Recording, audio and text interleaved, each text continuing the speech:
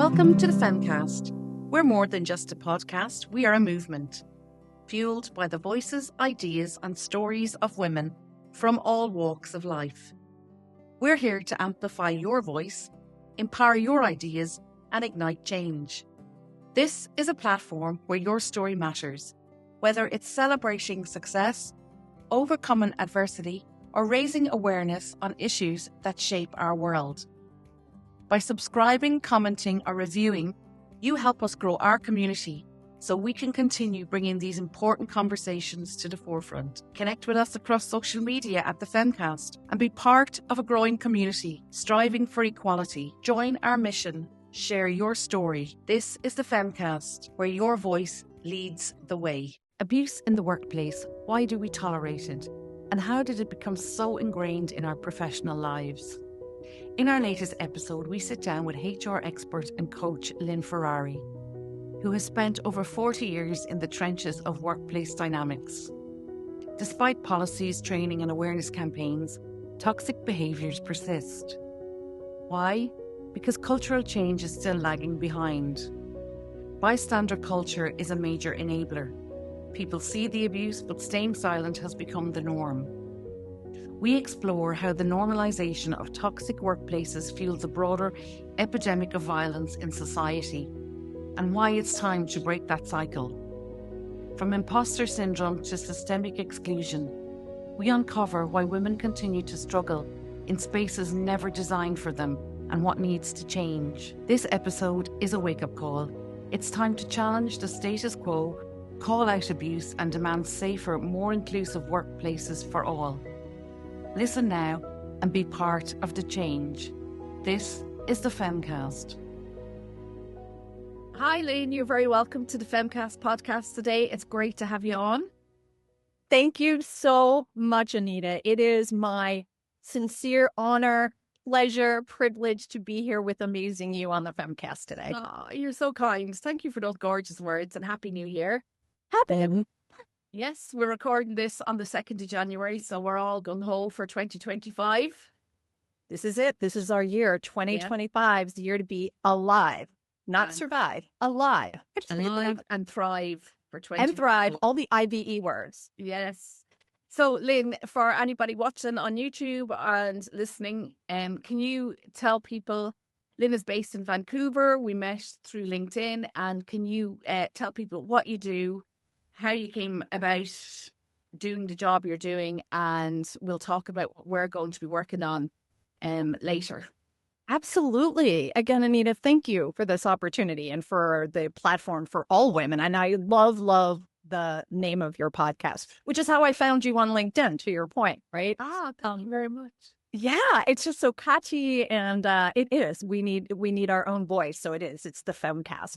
So what do I do and how did I get here? So I like to consider myself a scrapper of sorts, right? I was raised in New York by these blue-collar Italian New York immigrants. They were first-generation Americans, so proud to be American and to be here. And it was there that I gained that pride of the country and people. And I, however, was told that I was going to be a secretary and I was going to get married. And you know what, Anita? No, as much as I wanted to go against that, I'm so conditioned and so ingrained that that's exactly what I did. Now, the great news is I started as a secretary in personnel, which we now call human resources. And I was able to work with some amazing people that got me through the work and said, hey, I see something in you. So that was 40 years ago. And I started my career in personnel and worked my way up to be a manager, an executive in HR several times over, and an entrepreneur several times over in the space of people and development and social and behavioral sciences. And that's been the last 40 years of my life, with large corporate and scrappy startups. I've had my own business a couple of times. And it is through that lens that I have seen the most remarkable people and the remarkable innovations of our time and talent. And it is also from that seat that I have seen the most toxic behavior and workforce place behaviors and people that are willing to look the other way despite their vision, mission statement, or desperate interest in doing the right thing. So I have packaged that all together, and I still have a very thriving performance coaching team, life performance coaching practice, but I consider myself now an entrepreneur. I have my own podcast that is launching at the end of January. Please don't take this personally, which I know we'll talk about a little bit later. I am also starting a communication app called Mood Mesh, and I have my business practice. My focus, and the reason I found you through the universe and the universe put this together, is that it's very clear to me that we are not going to get anywhere in the world if we don't start looking at the health issues and crises of our time, which just happen to be women and safety and eradicating violence at a level commensurate with our birthright. And I could say so much more and just keep talking and talking, but that's what got me here today. So that's who I am. Brilliant. And so down through the years in workplaces, because I did my first series with Jen Fraser, the author of The Bullied Brain, and we go into the neuroscience about our brains when we're bullied. And we talk about it through school, university, and of course it's taken into the workplace because we aren't taught that once we've been bullied or we bully, it damages our brains. And I suppose because we're not educated around it, there's an acceptance there. It's unacceptable behaviour, but there is a huge acceptance for it in workplaces, in schools. And we'll say in schools, well, it's no tolerance, zero tolerance in schools, workplaces. And like you touched on there, the mission statement, we used to have those around the office and the abuse was rampant. So can you talk about in the years coming up, are we doing better or worse? That's such a great question that I ponder all the time. And here's how I would like to, how I look at it. Lots of progress. Fundamentally, we haven't evolved. So I've been in the workforce 40 years. 1980, I started in 1981, I think. I graduated high school in 80, went to business school. And the things that I saw then are the things that are still prevalent now in terms of the themes.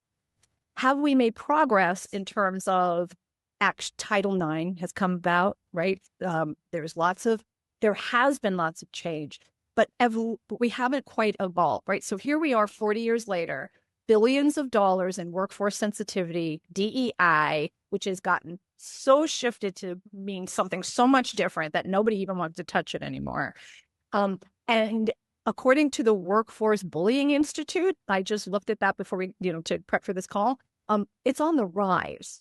So I think the answer is things have gotten a level better in terms of awareness and some fundamental shifts that we don't do anymore. There are workplace behaviors that are truly unacceptable. Not that people don't still do it. So example, I have men actively grabbing me in the office in the 80s. That's not acceptable now. Now, does it mean that it still happens? Yes, but will a man actively do it in front of another woman, another person? Probably not. But back then, Anita, people watched a man pinch my breast. And you bought this. So it hasn't changed because we haven't fundamentally changed off of some of those pieces. So it's gotten better, but not necessarily different. And I think that's the work that we have to do. And there's like a million reasons for it. But that's really what got me to start saying, well, you know what? It's time to look at this a lot differently because for all of that work and all of the contributions, you and I are still seeing the same things. Now, here is what I do see is very different. There were no Anitas and Lyns back in the day. There were no podcasts. There was not LinkedIn. There were not books. And we didn't have media that way. So we are so much more in play now, both in terms of levels of women that are in executives and managers and women's groups and podcasts and Instagram accounts. That did not happen there. You are brave enough to talk about the issues that women face in terms of violence, and you are posting them on a business platform, LinkedIn, that in the past nobody would have touched, and you are now getting hundreds and hundreds of thousands and thousands of likes and support and reposts. So it is different. It's just to the point that you have to write about it and that I have to talk about it still too in the workforce. It hasn't changed. And that's the conversation I think we need to have. Why has it not changed? Mm. Yeah, when I first went on LinkedIn and started talking about this, it was a real no-no. And Oh, now, yeah. but how are we going to, if I'm at home feeling alone, there are hundreds of tens of thousands alone, feeling that they're alone, and because nobody's talking about it and raising it. Um, so I just kept going at it. And then the podcast came about. I met Jen Fraser while I was trying to get better, and just her knowledge, the research she's done for 12 years, the neuroscience, it just blew me away at how damaging it is and what a health crisis it is. Yes, 100%. The other thing I think is important, though, for us to think about, because it's about the solution, right? We're here to solve for this, so that just like, you gave this great example when we were prepping. We don't smoke in offices anymore. We can do that. Back in the day, we gave frontal lobotomies. We don't do that anymore. So Yeah. we can do this. With that said, there's a saying, like, if you want to understand, if you don't understand history, you're going to repeat it, or that's it. Those who don't forget history are doomed to repeat it. It has only been about 50, 60 years that women have been in the business workforce. And we did not join as women of an agency welcome. It was, we're letting you in. You're going to act like a man. You're going to follow the rules. You may even remember, I'm thinking about 10 years older than you. We had the bow ties, right? We had to dress like men. We had to talk. Meryl Streep says we had to learn how to talk the language of men. So we came in and participated to get in the game. And we have yet, here's my HR background come in. We didn't have a change management plan. We didn't say, hey, women are coming in mass. We are absolutely going to manage differently because we're different. Men and women are different. I think it's a superpower. We were told we had to conform. So then we also had to abandon our tribal instincts. You and I and the world, most of the world, we work together as women, right? We collectively figured things out. So we had to abandon that because now I'm competing against you. So I think this question of is it better is relevant to us understanding that we were never entering as fair game, so to speak. And now we are beginning to level the playing field. And evolution does take time. So I think those things are important as we look back forward. I'm saying, how do we solve for this? Because one of the things I know you and I agree on is I don't want to talk about this anymore. I want to do something about it. And I think that we could go to 1,000 podcasts today, and 1,000 people are absolutely saying, we want equity, we want this. I look on YouTube and I see Hollywood, especially talking about the things that we don't want to tolerate anymore. What are we going to do about it? And so I think I'll pause there to that particular question. The history is important, I think, on this one. And it's important as well. I said I'd start there, but I didn't. Because I also think that's where the imposter syndrome came in. And imposter syndrome is very prevalent with women, specifically women. And by changing that, because of these last 50, 60 years where we said, guess what? You're not welcome. You're not like us. We began to feel like we're imposters. But by changing that, we can also drive further change as well. So I think, yes, it's better. Hasn't it changed that much, though? Yeah.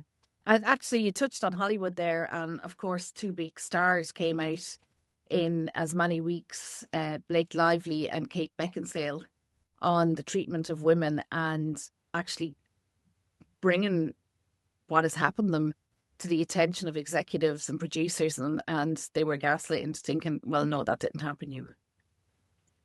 Of course, because that's the mantra.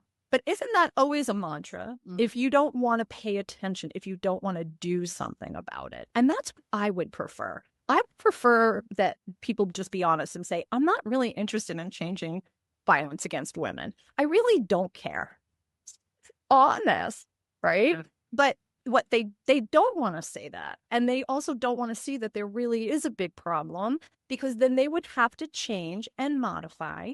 And they are not necessarily comfortable doing that. Why? So I study CIA negotiators all the time to influence both in my executive and team performance practice, but in this, because as you and I know, we're not going to If it was just about permission, we'd already be there. Hey, permission to power, that's already ours.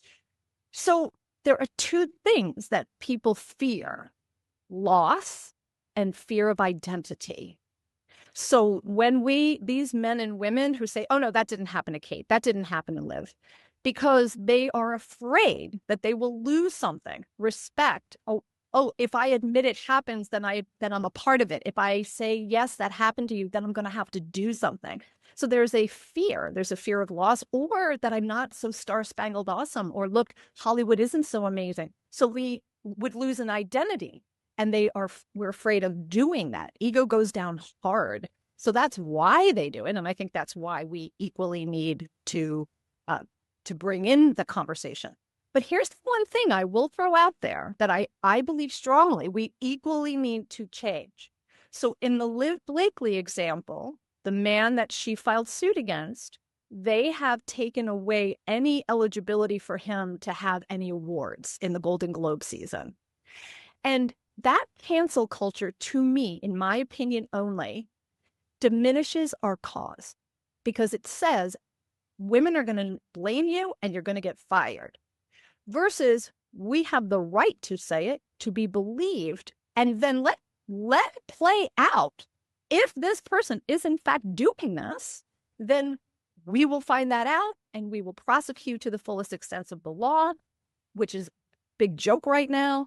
And I get that's why we don't do it. So we said, hey, we're going to do cancel culture because that's our comeuppance. We don't have the law on our side. But I think it's a slippery slope, Anita. On that side of it, sometimes people say, we're not going to believe you because if I say it, then I won't have a job. Now, if it's proven that you've done it, I'll think you get worse. I know that's a little controversial, but I think that if we want to change this, which is the conversation we're having here, then we equally need to see where we are othering men. Even if they are guilty, we have to make sure that they are. Otherwise, they're not going to help us, Anita. Well, you need the men to come on board to stop the sexual harassment in workplaces, in nightclubs, on the street, at the bus stop, on the bus, and other men calling men out when they're behaving inappropriately. Thank you for tuning in to the Femcast. If you're enjoying the podcast, we'd love for you to hit that subscribe button and become part of our growing community. By subscribing, you're helping us bring important stories to the forefront and giving us the opportunity to book incredible guests who share their powerful insights. Your support means everything to us. It helps us continue the research, amplifying these vital voices and delivering the best content possible. Feeling generous? You can even buy me a coffee to fuel the work we're doing here. Together, we can keep this movement alive and thriving. So let's keep the conversation going, amplify these voices, and make a difference. We're in this with you. This is the Femcast. What changes, Lynn, do you see happening or that we need yesterday, for instance, to stop this behaviour and people's acceptance of it and the bystander effect? Yeah, that is the core of this, 100%. So I will break it down. I have a couple of categories, and within those, we could have 15 million conversations on the actions. But it's about accountability, transparency, and action. So accountability, that literally, if an organization and their leaders say, this is what we believe, this is what is important to us, that we manage to it just like a line item. I have this saying, behaviour's a line item. Think about it. We go into meetings and we track sales numbers, product development, marketing, and those numbers, et cetera, and dashboards go up to the board. But the people metrics in the past have always been time to hire, retention numbers, turnover numbers, cost to benefit ratios. What about the accountability on equity, the amount of people that are filing investigations, people that are getting heard, like what metrics of engagement, of scores of engagement are we doing? So we would have a literal accountability for it, and we would have a system.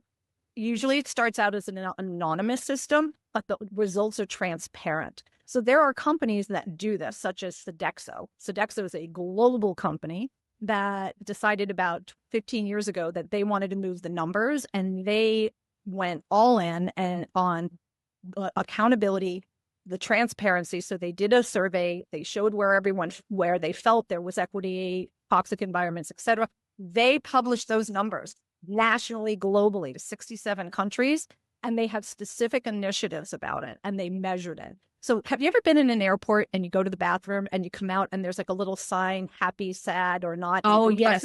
Yes. That in supermarkets as well. Okay. A literal pulse how there's tactical ways to do it so that and everyone knows it, which means that the packaging out and the non-disparagement clause and the be quiet thing goes away. So that's the next thing, because dysfunction does not live in a vacuum. It's functional to someone or it would not exist. And it is uncomfortable to say the emperor does not have clothes, because usually there is a price to pay for that. I myself have been packaged out 5 times, Anita, in my career for being honest, for being accountable, for saying, no, I won't fire someone because so-and-so said something about them. We have to do those things. So so accountability and transparency. Transparency, for example, and this goes to the HR departments as well, of which I have great respect.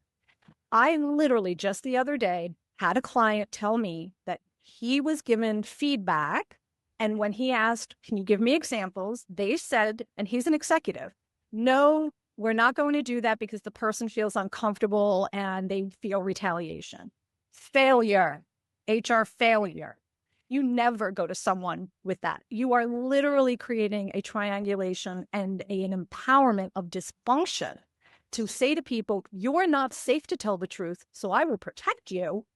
And then I'm going to tell that person. So transparency is, if you need help saying something, because sometimes, and I had needed help saying something, someone is toxic or you may feel unsafe, then you absolutely ask for help to go and talk to that person.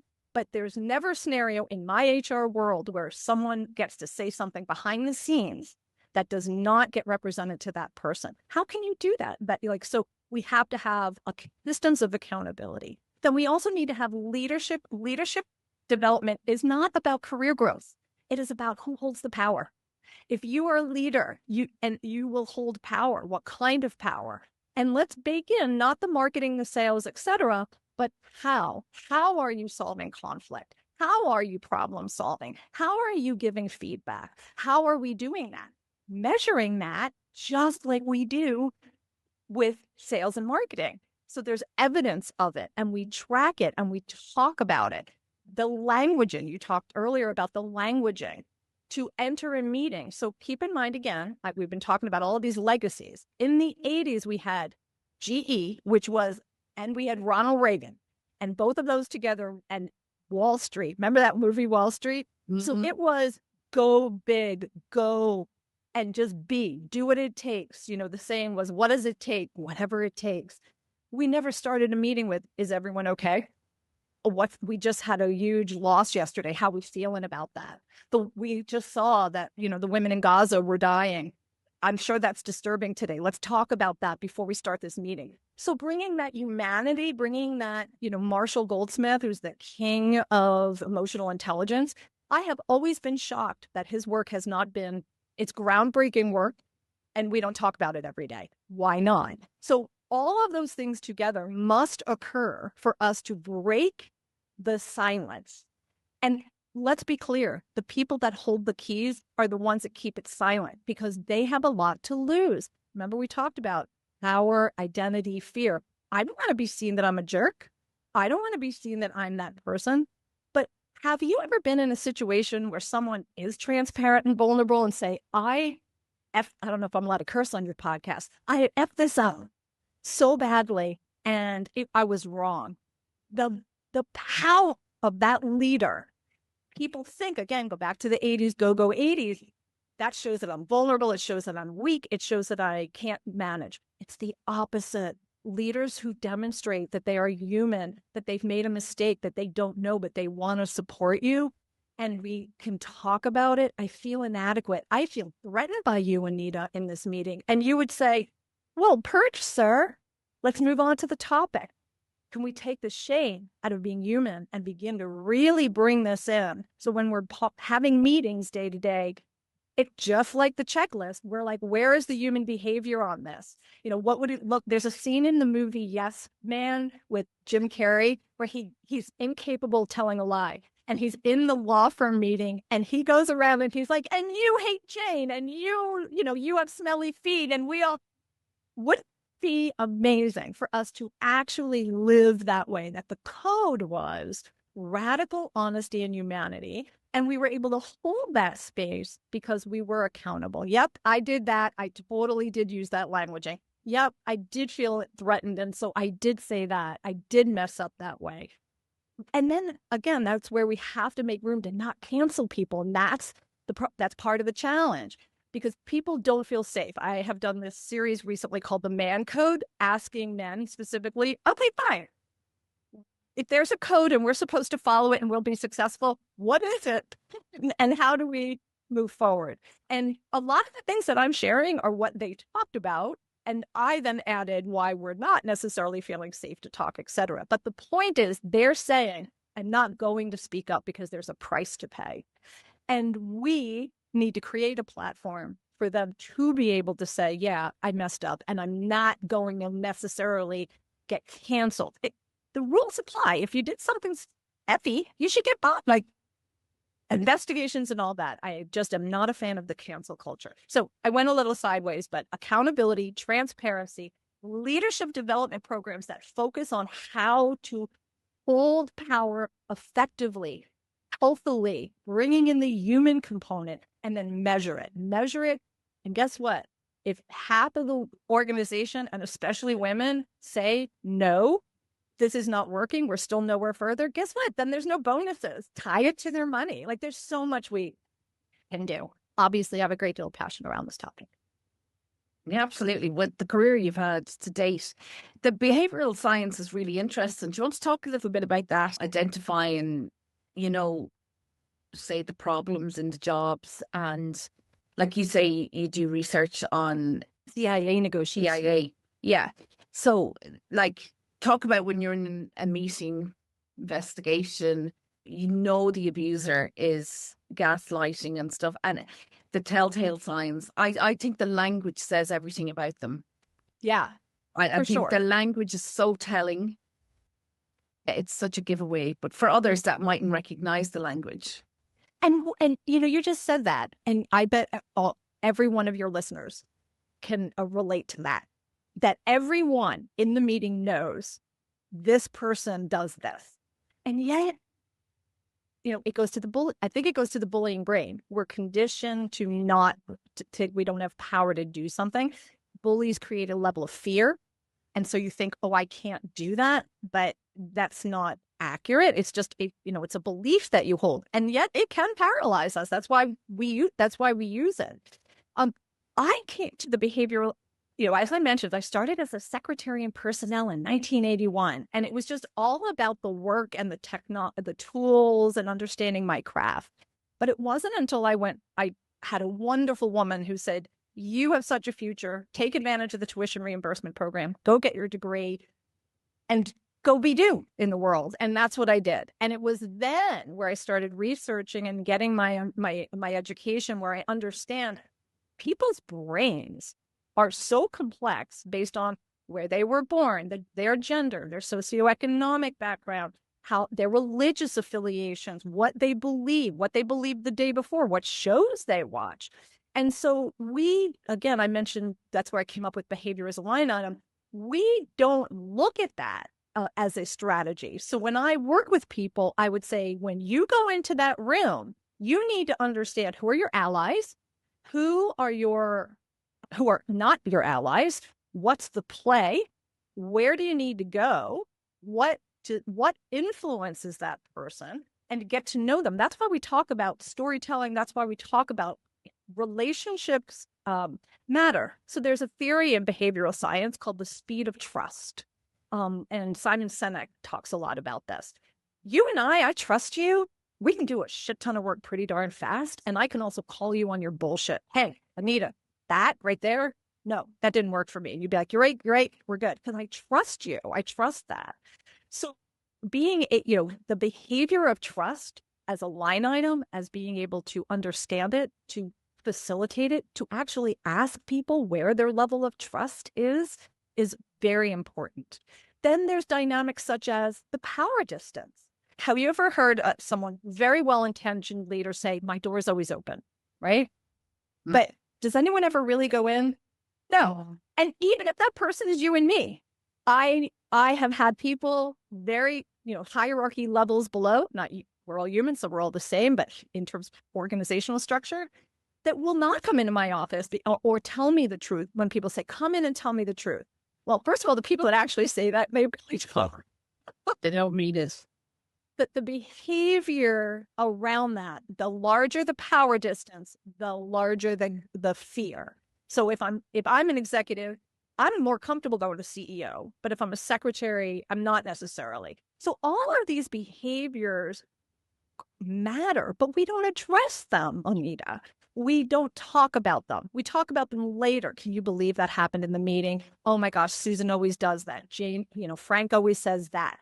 But then we just leave it. And the work of change, of true change, is to be able to name it, modify for it, just like we do with a marketing plan. Hey, that social media plan, we didn't gain anything. So same thing. Hey, we tried this. And we also have been the behavior of zero-sum game. That has been entrenched in us for a very long time. And it is also a very male game, right? Well, you need to explain that because people won't understand what that means. Okay, so zero-sum game means you and I cannot win together. If you win, I lose. Zero-sum. So that's very competitive, very, very patriarchal, very old school industrial, win, lose. I mean, think about it. We compete all the time with that. Is really, in my opinion, is really Elon Musk the richest man in the world? I don't think so. Not he's measured by money. He has financial wealth, but I don't think he's the wealthiest man in the world based on the way that I see, the way he lives his life. So that mindset is very prominent again, coming from the industrial era, coming from the 80s, where it's win or lose. We are beginning to emulate now and understand that all boats do rise with a high tide, that we can lift that way. And so that's how we have to approach this kind of behavior and talk about it. Because if we don't, then we're going to keep getting what we had. In coming to agreement and understanding emotional agreement, those behaviors of all things, it is not about the work. Anyone can do the work, but it will not get done well. And people will not respect it or the people, and they'll keep changing jobs if they do not feel valued and heard and safe in the workplace. So, but if you're running a business, retention is everything. Right. And then again, it's not about look after them. Yeah, for sure. We've been told not to talk about personal stuff, right? So I've never heard a man ever ask in a meeting if everyone was safe. I've never even heard anyone ask if everyone we're safe in meeting. Yet statistically, if you got 20 people in a room, someone in there is suffering. Someone in there might have been abused last night. Someone in there might have been assaulted. Someone in there is hungry. Someone in there might have food shortage. Like, why we haven't been conditioned in the workplace to see the person first and understand the care and feeding of Anita. So I know that you are your best self. And when you are your best self and on your A game, then you can work on it. So those are the behaviors. You mentioned earlier willingness.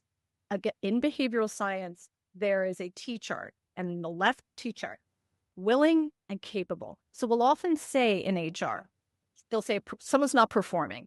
And I'll say, well, is it a willingness or a capability? Are they capable of doing the job, but they're just not willing to? Or are they willing to, but they're just not capable? Because if they're not capable, we can train, coach, develop. But if they're not willing, you can't lead a horse to water. So willingness is the important one. And then understanding the reason behind unwillingness. So one of my other tools that I use is agree on anything that you can agree on, because psychologically, our brains feel better when we hear, yes, I agree. So you and I had a fight, right? Or we're not getting along, or maybe someone betrayed us. Or maybe we betrayed each other. And we start there. I agree we are at an impasse. I agree that was a very hurtful thing to do. We actually agree on a lot. We just have to get to that level. So the behavior, how we show up as a human, how we show up in our backgrounds, how we show up in that office, and then lead or leave. If everybody knows you can do whatever you want because only the toxic people will get retained and we all get packaged out, which, by the way, those numbers don't go up to the board if you have a board. Typically, they don't talk about how many people were packaged out of this organization and why. Because it hasn't been, why? Transparent. I actually wrote an article about this on LinkedIn. The 5 things I learned from being packaged out and why they matter.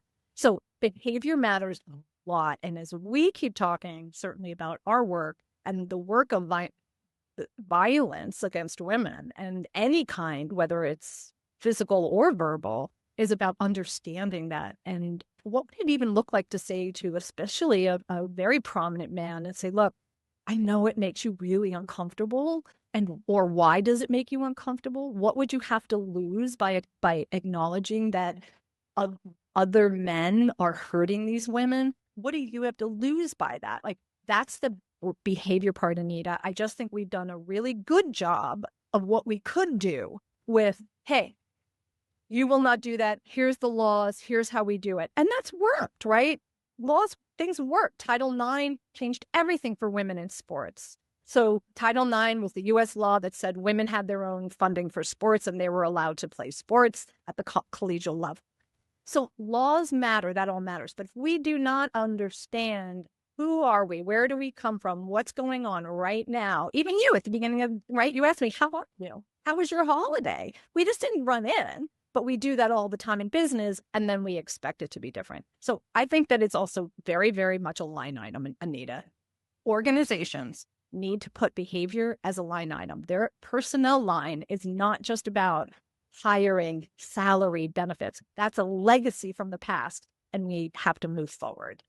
Do you think the bad behavior in workplaces and the acceptance of it and the bystander effect then, it definitely does spill into society where domestic violence then is tolerated, people turn a blind eye to it, and nobody gets involved, and it's it's not my business. I think that's very true. People.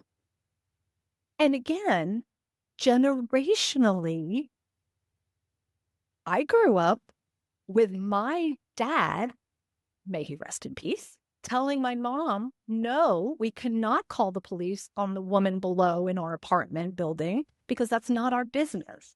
Because in the 50, like up until like the 60s, 70s, that wasn't something we did. There weren't even laws. You were allowed to hit your wife. You were allowed to do things. In some parts of the world, you still are. They're considered property, right? So absolutely, Anita, we're afraid, any personal, first of all, we're wired to anything uncomfortable is fight flight. That's our primal brain. And we've never mastered that, Anita. We've never mastered fight flight emotionally to be like, okay, I'm not jeopardy right now, but I feel it because it's different. But that's how we survived. You look different. I better be aware so I'm not going to die. But we haven't mastered that part of it. And then personal issues are something we say, that's personal. You're not allowed to talk about that, right? Money, sex, and politics. So we haven't been trained how to do it. And then people say, I'm not comfortable. I'm not good with conflict, or I'm not good with being comfortable. To which I always say, no, it is. Only narcissists are. It's my job.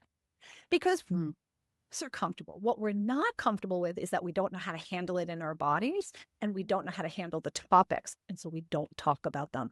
But what would that look like? To your point, what would it look like for an organization to have an initiative around domestic violence, to have a place for women to come in? Because here's the other part. I'm a business person. There's money on the table, Anita. You're losing money in healthcare. days off, quality of life, sick days, there's so productivity, because there are some people in your organization right now who either had that happen to them or is happening, and they don't know where to go or what to do. And then there's shame. And I think, as you so aptly have been talking about Giselle Pellicott, who said, shame needs to shift sides. Mm-hmm. So, and again, I'm talking about this in the banner of your question around behavior, because that's a behavior. I'm willing to talk about something uncomfortable and to be embarrassed. I was walking the street recently, an older man and women. The woman was sobbing. She was really crying. And he was looking at his phone. And I said to her, "Are you okay?" And he's like, "Yeah, she's fine. Why?" I go, "Because she's sobbing. And I'm just checking in to make sure she's safe." "Are you safe?" I say to her. She says, "Yes, I am. We're fine. I'm just upset." My friend says to me, "That was none of your business." I said, "Oh, yes, it was." I didn't attack the man. I didn't tell him he was a jerk. I didn't say, "You're what's crazy." I said, "Are you okay? Are you okay?" And so it's the small behaviors and it's large behaviors. But we do have to step back in to say safety is our business, right? Safety is our business. Yeah. And you do, like you say, you went back to that thing. We go back to that, what you touched on earlier, is you feel it in your body and it reacts. And some people don't know the fight, flight, freeze response. They don't know it because we haven't been taught it either. You only learn when you need it and need to know what's happening in your body, because this feels different. I'm not getting better. And how toxic workplaces, the impact it has on not just your mind, but your body, and especially the sicknesses and the illnesses that come after that. So many. Yeah. And bystanders, standards just going, well, that's how it is not acceptable. Right. It's just not acceptable. And I accept that, yes, we all have bills to pay. But at what cost? Like, we have had a few suicides here from workplace abuse. And there is no actual law about, they're gone. They can't prove the bullying. Yep. But people have died. It's an because of this. epidemic. Yeah. Over the holiday, I heard someone, and I should have saved it, but it's a man, and he said, "I don't trust normal people." Of course, that caught my ear. Why? Because if you're normal, if you're going around the world right now as if this is normal, you are pathetic. You are delusioned. There's no way you can walk around the world and say the level to which women, children, and men, we know, you and I, men not as proportionately, but I think it's important. I know a young man who was raped for 10 years by a family member. So men, women, and children, right? But it's so pervasive. And then you said earlier about the brain, and then we're so conditioned that if you feel, even if you haven't done any of the work, right, you might not even be aware of why you're freezing in the face of this manager. But that's because it represented something you experienced earlier in life, right? Or that feeling. But again, what would it look like for us to be able to talk about it and take the shame out of it being something that is occurring that is a business and society drain? It is. But to your point, well, I think it's everybody's responsibility. And when we talk about Giselle Pellicott, it was that guy in the supermarket that confronted her husband, who was upskirting a lady. And then when the police checked his phone, they found, and his PC at home, they found over 20,000 images of that woman being raped. So while that was accidental, and that security guard was on his game that day and just went, "This doesn't feel right, I'm going to report it." And he did. Yes. The curve. Giselle Pellicott, we probably would never know her name. Over 50 men, we wouldn't know their names, and them going to trial for raping a drugged woman. I know, and I can't even put my mind around that, right? Like there was one guy I saw, he did distorted voice and he had a hoodie on and he was saying he was one of them, but he had just been on a website where it said that it was just a three-way. What part of showing up to a woman comatose do you think? Like, I can't even put my mind around it at all. But it's not one of those. There was over 80 men. Out of 80 men, not one of those turned up with the police. Of course. So actually, I'm having an aha with this in having this conversation, Anita. The history of not talking is real. And I think we have sayings like see something, say something, but we do need to model it. And I think it's that call. It's a call, literally a call to action. Not everyone can do it. I know some people are very introverted. I am becoming a permanent resident here in Canada. It is very polite society. And so we don't ask people questions. We don't step in because it's considered impolite. And we have a huge Indigenous issue with Indigenous women going missing and battered and raped because we don't see anything. And I even asked one of the women in the Indigenous community, where are your elders? Like I had this vision, I put a vision on the elders or equally. And she said, they're not doing anything. They're like, they don't feel empowered either as men in the world. So they're not necessarily doing something either. But part of it is, I think, about literally saying, what would it look like for us to talk about these health crisis issues? And there has, if there's a connection. Okay, here's the other thing I was thinking. I always read about what bleeds leads and negativity sells. And that's why we see all the feeds we do. Then why is this still here? Like, if this is a negative, it's dark. So why? Why is it something that we're not aghast of? It's actually the opposite. I was just reading that in the US, the demand for violent porn with women has gone up like 5%. And the US is the number one purveyor of the material. Wow. So to me, I know we're talking about work, but the reason was so eager to talk to you and meet you is because your premise, and I agree, is violence permeates everything. Everywhere. I think it's the acceptance that we do it in jobs that spills out into society, and then it's none of my business.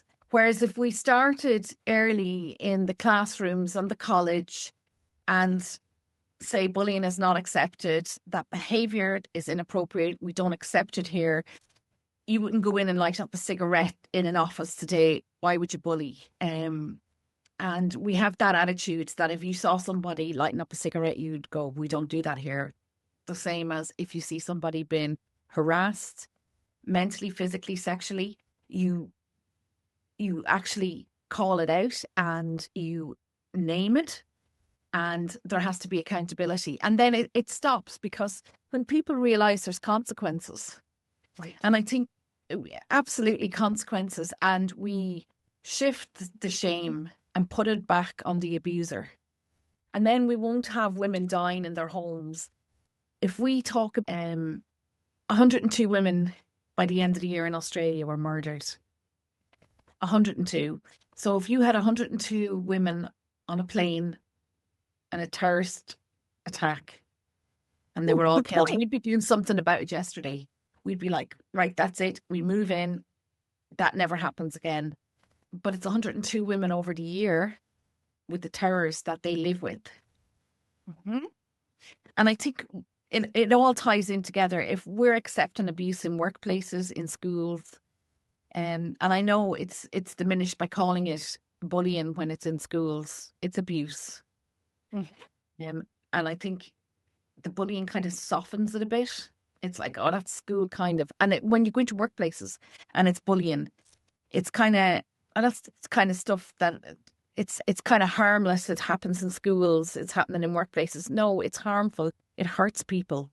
And we shouldn't diminish it. And it is abuse. And call it what it is, abuse. Yes. And call them what they are, abusers. Because then you have it spilling into society. People are accepting really bad. Thank you for tuning into this episode of the Femcast. We hope it has helped shed light on the critical issues affecting us today. If you or someone you know has experienced anything discussed in this episode, please log on to our website, thefemcast.com, for support services and help.